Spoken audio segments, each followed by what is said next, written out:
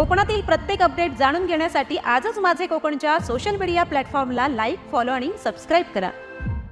रायगड जिल्ह्यातील वेलवली खानाव मार्गावरील पुलाला पडलेल्या मोठ्या भगदाडामुळे एका शेतकऱ्याचा मृत्यू झाल्यानंतर परिसरात संताप व्यक्त केला जातोय। या दुर्घटनेपूर्वीच पुलाच्या धोकादायक अवस्थेबाबत प्रशासनाला लेखी तक्रार करून संभाव्य अपघाताचा इशारा देण्यात आला होता, मात्र सार्वजनिक बांधकाम विभागाने त्याची दखल घेतली नाही असा आरोप सामाजिक कार्यकर्ते ॲडव्होकेट राकेश नारायण पाटील यांनी केलाय। दुर्घटनेनंतरही प्रशासनाने तातडीने निर्णय न घेतल्याने मयताच्या कुटुंबाला मदत मिळावी यासाठी सुमारे 4 तास मृतदेह घटनास्थळी ठेवावा लागल्याचा दावा देखील त्यांनी केला। स्थानिक ग्रामस्थ आणि माजी आमदार चित्रलेखा पाटील यांच्या आक्रमक भूमिकेनंतर प्रशासनाने हालचाल केल्याचं त्यांनी म्हटलंय।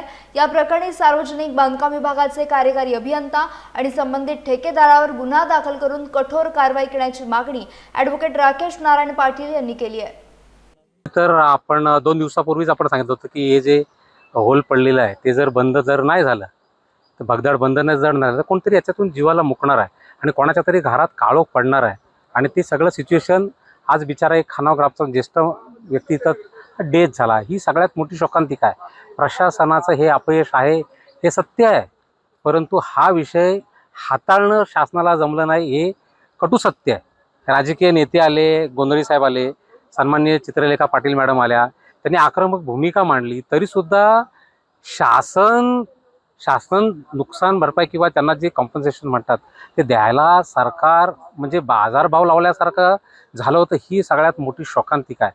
आणि सगळ्यात महत्त्वाचं, एखाद्याचा घरचा करता माणूस जर गेला असेल, तुम्ही करोडोंची बिलं काढता आणि इथे हे काय करत्या माणसाला एक डेथ झाला तुमच्या चुकीमुळं, त्या माणसाला तुम्ही नुकसान भरपाई देताना अरे मार्केट रेट ठरवताय, ही सगळ्यात मोठी शोकांतिका आहे। सन्माननीय चिवताई पाटील, चित्रलेखा पाटील मॅडमनी आक्रमक भूमिका घेतली। तुम्हाला जर नसेल जमत तर आम्ही आमच्या पद्धतीने करतो, आणि त्या आक्रमक भूमिकेमुळंच आज त्या माणसाला इथं न्याय मिळाला हे सत्य आहे। माझी तर सगळ्यांना विनंती आहे की अरे गावचं राजकारण तुम्ही सोडून द्या, पण आज इथं माणूस डेथ झाला आहे आणि डेथ झालेली बॉडी आज 4-4.5 तास तुम्ही त्याला नुकसान भरपाईसाठी बॉडी रोडवर ठेवावी लागते, हे इथलं अपयश आहे, इथल्या नेत्यांचं अपयश आहे। आणि अलिबाग रोहा रस्ता मी सन्माननीय आमदार साहेबांना, महेंद्र दळवींना विनंती करतो की ह्या रस्त्याचा विषय आता पावसाळी अधिवेशनात घ्या। सगळ्यात महत्त्वाचा विषय आहे की जे यंत्रणा आहे, पोलीस यंत्रणा आहे, त्यांना तर सकाळ संध्याकाळ 3 वेळा ह्याच रस्त्यावर यावं जावं लागतंय।